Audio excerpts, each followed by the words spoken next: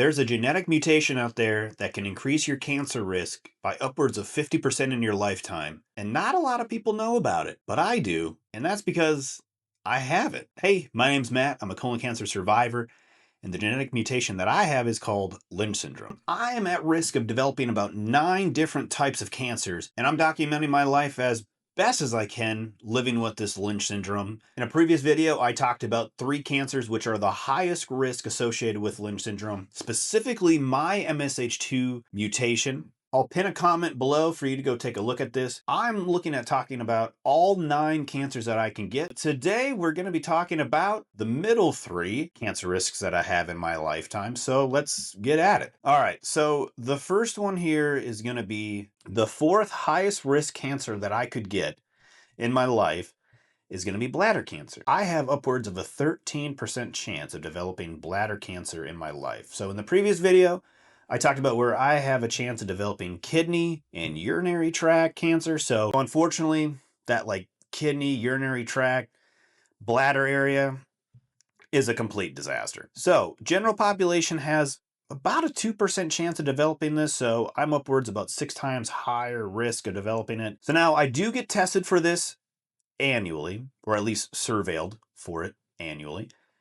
I have imaging done, so I get a CT scan and an MRI done every year, and then I also have a urinary test done for them to take a look at. Let's move on to the 5th one. And now the 5th highest risk cancer that I can get is small intestinal cancer. The general population has about a 0.3% chance of developing it in their lifetime, whereas I have upwards of a 10% chance of developing this. So we're talking like 30 times higher risk for this than in particular. So now, even though it is a 30 times higher risk than the general population, it is still a little bit lower on the list than the top 3. And now for small bowel cancer or small intestinal cancer, I do get tested for this or surveilled for this annually.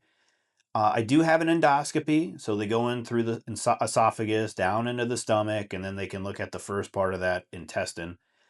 And then also for the colonoscopy as well, they'll go through the large intestine and then they can take a look at kind of that first part of that small intestine. Now, I do have imaging done on top of it. So between really those 3 things, I'm hoping that it's covered. And so the next one, which is number 6 on the list, is kind of interesting because for that endoscopy, to see that small intestine, you go through it, and that's going to be stomach cancer. And so for stomach cancer in particular, it's just under 1% chance for the general population to get it. And I have upwards of a 9% chance of getting stomach cancer in my life. And so I do get surveilled for this annually as well.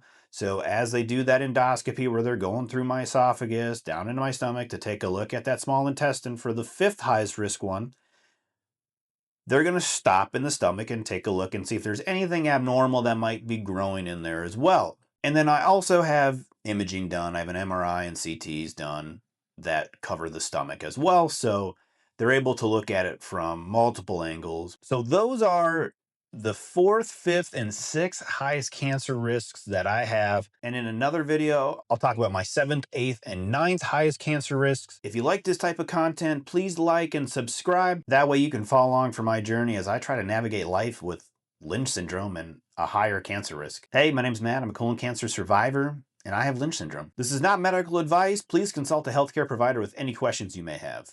And we'll see you in the next one.